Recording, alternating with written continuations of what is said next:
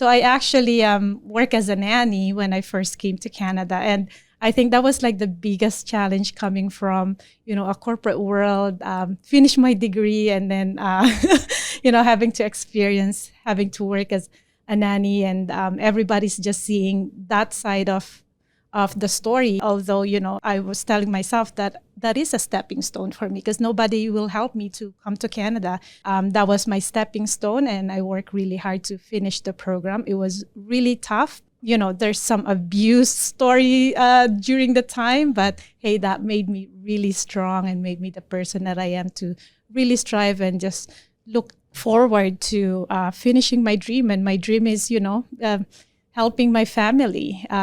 We're poor in the Philippines. There's nothing, like if I go back anyway, there's not much. So I just got to work with what I have right now.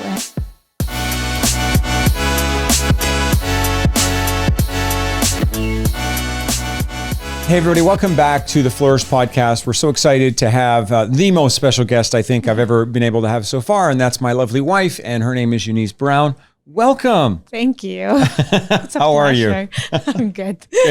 But thanks so much for inviting me here. Well, I'm so excited because I talk about you a lot in my videos and in my teaching and of course in everything that we do in the podcast, but I think it's really important for people just to know who you are and that you're actually a real person. Yes, real.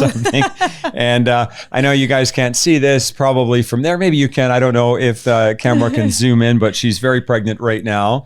I have my twin inside my belly. That's right. So tell us how that happened. No, you don't have to tell us how that happened. But how pregnant are you? What's happening with baby? What's going on? I'm 3 weeks away. So that's how pregnant I am right now. And things are going really well. I mean, there's challenges, but hey, it's all part of the journey and just trying to enjoy it and, push through to the deadline. Yeah, the deadline. And so we, you and I, this will be our second child together. Mm-hmm. We have a beautiful daughter named Jasmine. Yes. Tell everybody a little bit about her. Oh, Jasmine. I love my daughter. My dream come true. But anyway, Jasmine is very excited to have a sibling. So either a baby sister or a baby brother. I think she'll be fine and she'll be a very good sister. Yeah.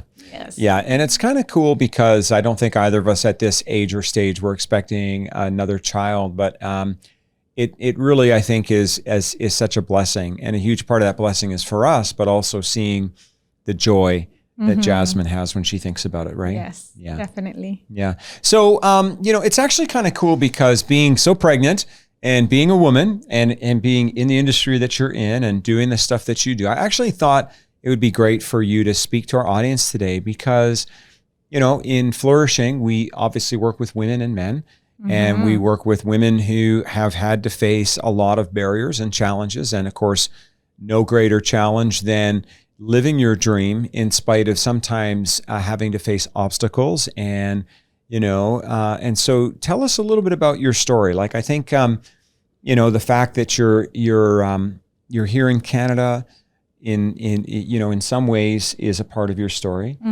sort of how you're raised and even the career that you chose. Yeah. So give us a little bit of the backstory. I'll be quick. I'm done. No, I'm just kidding. That was it. Been there, done that. No, so a little bit about me. I'm from the Philippines, obviously with my brown skin. I grew up in the Philippines, not really coming from a rich family or something. So, my parents work really hard, and part of that is us kids also helping out. So, just to give you a little bit of a vision of how that looks like for us back in the Philippines at age 7, or at that very young age, I was actually helping my mom selling fish at the wet market in the Philippines. And that's more, it's not a child abuse. That's right. It's like somebody phoning child and family services. Exactly. She's too late. She's too old now. But, it's more of really, we do things together as a family. Yeah, and totally. that's part of us working hard because, it's just what it is back from where I came from. Well, what else are you going to do? Like, it's not like you're going to sit at home and watch TV, right? Like, Exactly. I mean, it's not like that was an option. So anyway, and because of that, I really pursued when my mom worked really hard to send me to university and, finish my education. I finished my degree in computer network engineering and found a really good opportunity for a career and always strive to, be better on what I do and put my best. And that best, came out so well because, I chose IT. I don't know why, but I promised myself that whatever I start, I will have to finish and I will have to put my best. And so I did not know how male-dominated IT is. My journey in my career started when, from the Philippines, I started as an antivirus engineer from a prominent, antivirus company, software company, and then went to Dubai by myself right after I finished my university. And Nice. then from Dubai, went to Canada, although I had a little trip before I get to, go back to IT in Canada. So I actually work as a nanny when I first came to Canada. And I think that was like the biggest challenge coming from, a corporate world, finish my degree and then, having to work as a nanny and everybody's just seeing that side of the story that you're a nanny, although, I was telling myself that is a stepping stone for me because nobody will help me to come to Canada. It's not like we have, family or friends that's in here to help me to come to Canada. So that was my stepping stone and I worked really hard to finish the program. It was really tough because there's some abuse story during the time, but hey, that made me really strong and made me the person that I am to really strive and just look forward to finishing my dream. And my dream is, helping my family. We're poor in the Philippines. There's nothing, like if I go back anyway, there's not much. So I just got to work with what I have right now. And yeah, so that paid off. I was able to get back to IT right after I got my permanent residency when I finished the nanny program. And in terms of IT, it was challenging as well, transitioning from being a nanny. Everyone sees you as just a nanny. They did not know the story from before wherein, you actually, like, I had a capability. I could do things. I have finished my degree. I always have to explain myself. And at first, I even tried to offer my skills to work. Just accept me. I'll work for free, just to prove myself that I could be of value to the company. And luckily, I was given that opportunity by a starting company, a Canadian company here locally in Calgary. And, they brought me into the team. I played different roles. Wherever they put me, I'm in. If I have to work more than 12 hours a day, I'm in, because I was trying to get everything that I could to learn and to really know the layout of the land in Canada. I network, I learn everything in that industry and also the different people. And that really paid off because after, how much years now, more than 10 years, I was able now to start my own IT consulting and have been really, have done well so far and, continuing to strive.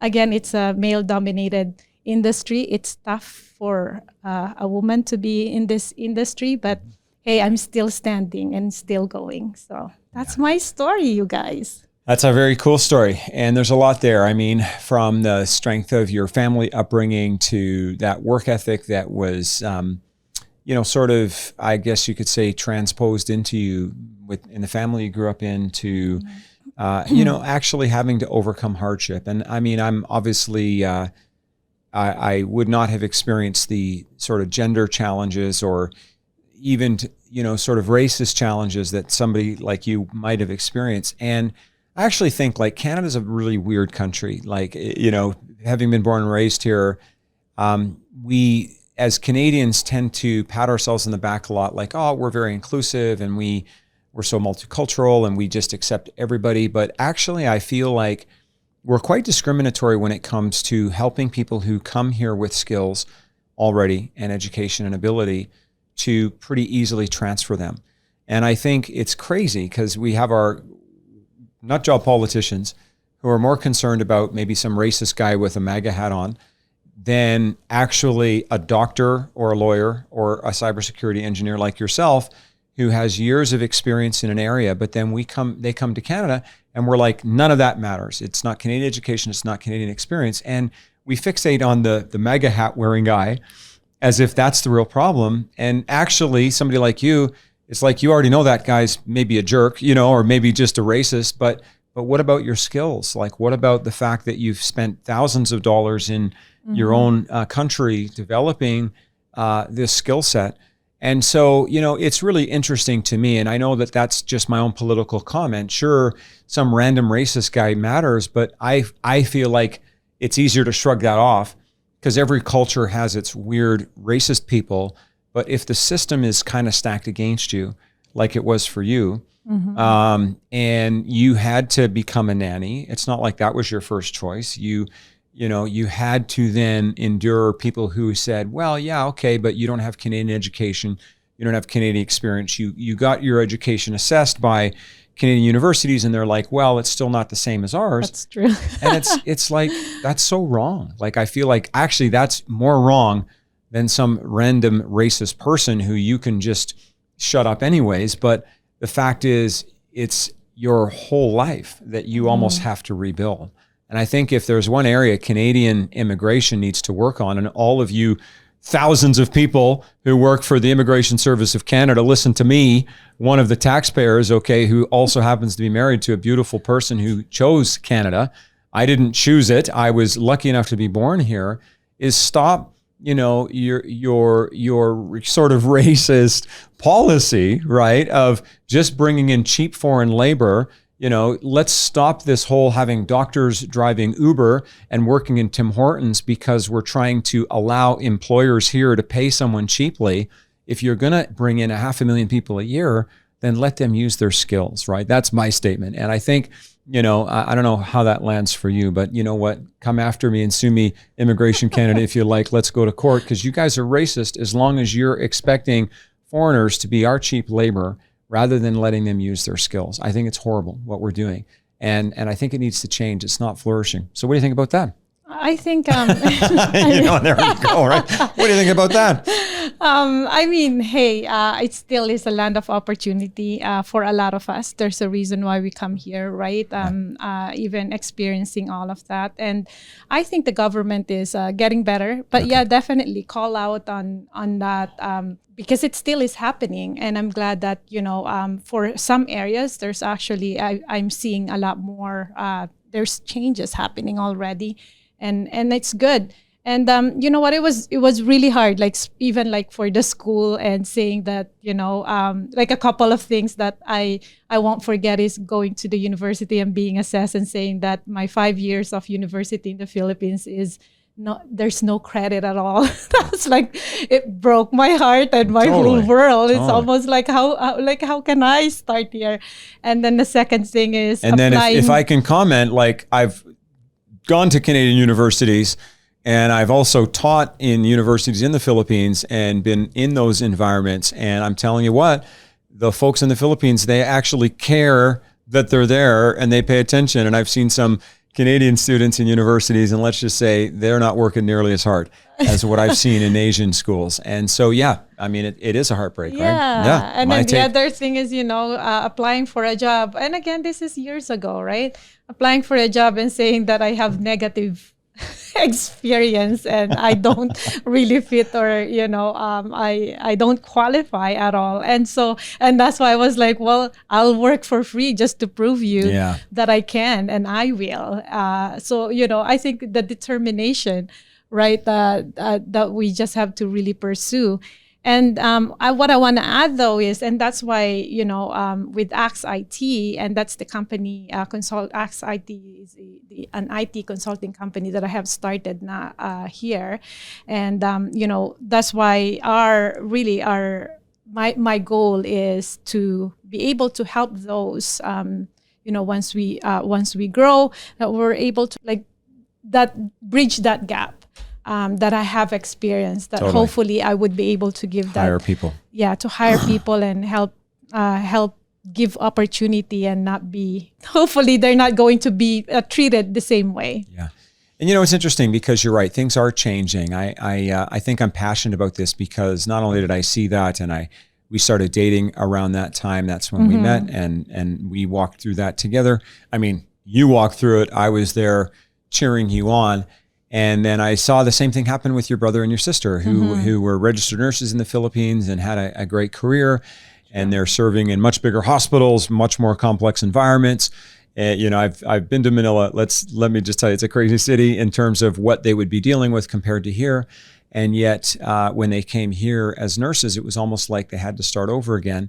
I'm also really grateful for here in our city, and this is a really positive shout out to the Philippine Consul General, That's Zaldi Patron, and the great work he has done with the Alberta government to create pathways for nurses. But even some of those things, which is great, by the way. Again, big shout out to the Alberta government, to Philippine Consul General here in Calgary. But even those are so recent, and you think about how many good Filipino people, and not just the Philippines, Indians, Chinese, you name it, all over the world, who have had to almost give up everything to come here and start all over, and I think, how do we equalize that better?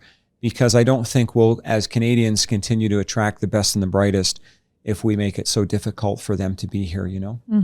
Totally. So tell us about Axit Consulting. That's the name of her company, Axit Consulting. You can go to Axeit Consulting.com, but tell us about it. Yeah, so Axit, we are here because, we are very passionate in helping small, medium businesses and enterprise with finding the right technology for their company. May it be, around security, auditing what you have right now, and creating a roadmap of improving the security landscape of your business, as well as, business continuity and disaster recovery. How ready are you for recovering if something happens? Maybe a ransomware, or maybe it's a flood, which happened, once in a while here in Calgary, or fire. And also, there's a lot of talk about cloud, and there's so much definition of cloud now. We help a lot into, making you understand what are the different options that you have in the cloud. Cloud is not one way. It has grown so much. It had expanded so much. And so, we help a lot in transitioning your infrastructure from, your on-prem going to the cloud. And just a day-to-day solution of how can you, we're here to help you grow your business with using the right technology and solutions. Yeah. And at the end of the day, you need support. So, hey, that's also is part of our services. If you need support in anything, may it be technical, remote, or on-site support, we are here. So that's what Axit is all about. Yeah, it's a crazy day when you think about how many challenges people have right now with, cybersecurity, all kinds of breaches that are happening, all of the phishing campaigns, people, having their credit card numbers taken. Every day it seems like I talk to somebody who's like getting a new credit card because it got breached, from, trying to grow your business and maybe losing all your data because you didn't have appropriate backups in place, and then just running your business and making sure that your team is supported with the right technology to do the thing that you are trying to do. And so if that's you and you're thinking about that, reach out, axitconsulting.com, and the great people there will give you a real help. So, maybe some final thoughts for women, especially because that's your experience. And, and there's a lot of women who face either male-dominated industry or just sort of barriers and blockages. And it can just be like also managing, like being a mom, being a pregnant mom, having a career. Yes. So what's your advice to these precious ladies? Yeah, precious ladies. We are strong. Absolutely. I'm just thinking of like a woman giving birth. That's like the strength right. in there is just undescribable. Absolutely. And that's why we are strong. Men are strong. We are too. Absolutely. And you are too. So what I'd say is like, I mean, for in IT, there's a lot more women now than it used to. During my time, there's I go anywhere and it's almost like all men. And then they would, if I go to a party or a gathering, they would think that Abe is the one that works for the IT company and not me, because right away their thought is, you know, it's a man and not a woman. So, but hey, we're here now. Look at it. We're growing in the industry in IT technology, especially on the application side. And I always say, hey, that women are good in what we do because we're very organized. We are focused when we're doing things, and we put our heart to it. Just the same way when we go home and we put our heart to our family. Meaning as well that we're able to organize really well on things and manage our time. So what I'd say is just keep going. Again, this is going back into not really identifying as a woman, but mostly like having that character of being resilient, being having the dream, and really just be a goal getter. Just pursue on what you said you will be doing and what you want. And also, just expect that sometimes things doesn't work the way we want it, but stand back up and just get going, because and continue to plant seed. When I say plant seed, things doesn't work, but just continue on doing the small step that, because later on it will flourish later on, and you'll get the multiple blessings from what you plant. So good. Let your dream be bigger than the difficulty that you face. Right and on, yes. Such an important concept in life. So thank you so much. Great to see you. I know Thank you. we get to hang out all the time, but it's nice to hang out on this podcast. Thanks everybody for tuning in. Again, reach out to Eunice. She'd be happy to hear from you. You can check it out, axitconsulting.com. And even if you just want to chat, I'm sure she'll be open to that. But definitely, if you have IT needs, then reach out. And thanks for tuning in, everybody. We'll see you in our next episode. And again, don't let your difficulty overwhelm your dream. Let your dream overpower the difficulty. Let's keep going, moving forward. Thanks, everybody.